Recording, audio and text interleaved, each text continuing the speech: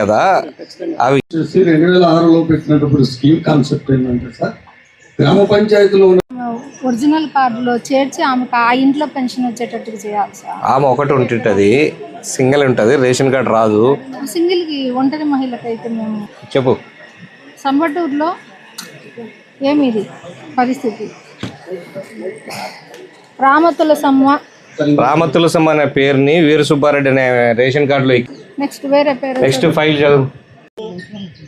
ఈ పనులు చేయడం వల్ల తర్వాత నిన్నేం చేస్తున్నాను అనేది ఈరోజు గుర్తు తెచ్చుకొని దానికి సంబంధించిన రికార్డ్స్ నువ్వు సెట్ చేసుకోవాలి కదా.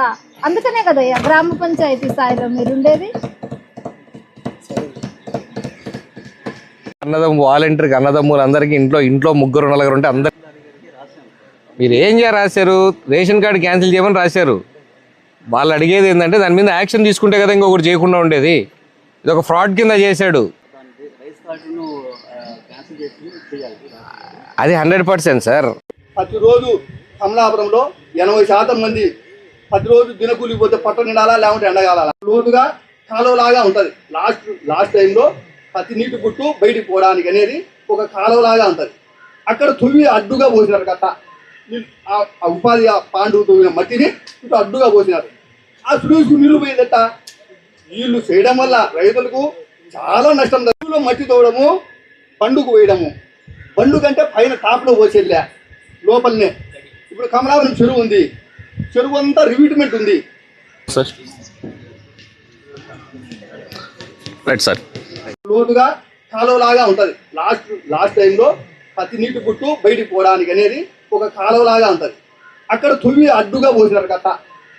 ఆ ఉపాధి పాండువు తవ్విన మట్టిని ఇటు అడ్డుగా పోసినారు.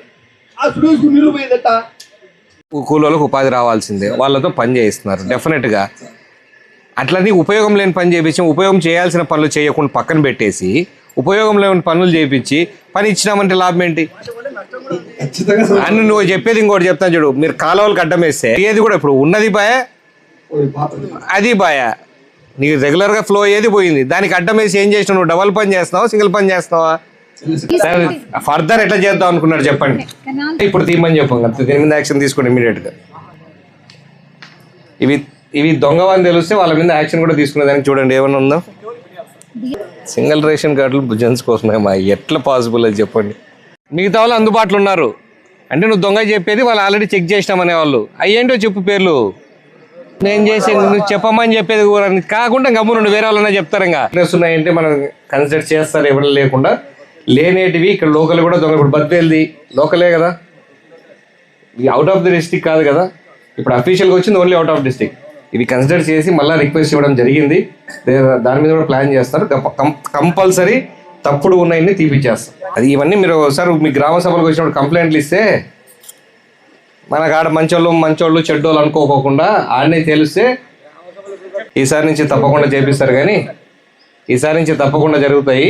మీరు కూడా వాళ్ళ గ్రామంలో వచ్చి డప్పులు కొట్టినారు లేదు అనేది కాకుండా ఒక ఇంటికాడ చేస్తున్నారంటే మనకు తెలియదా మాత్రం? అప్పుడైనా మనం కూడా అలర్ట్ కావాలి కదా, మనం కూడా ఐడెంటిఫై చేసుకోవాలి. వాళ్ళు చెప్పే బాధ్యత మనకు కూడా బాధ్యత ఉంది ఊళ్ళో లేదు. కాబట్టి మీరు కూడా తెలిసినప్పుడు ఖచ్చితంగా పార్టిసిపేట్ అయ్యి ఏమన్నా తప్పులుంటే ఐడెంటిఫై చేయాలి. ఎంతవరకు మనం వాళ్ళు చెప్పిన దాంట్లో న్యాయం ఉంది. 100% ఆడ తవ్విన మట్టి ఆడనే వేసినావు అనుకో, నువ్వు ఆడ గుట్టల్లో తవ్వినావు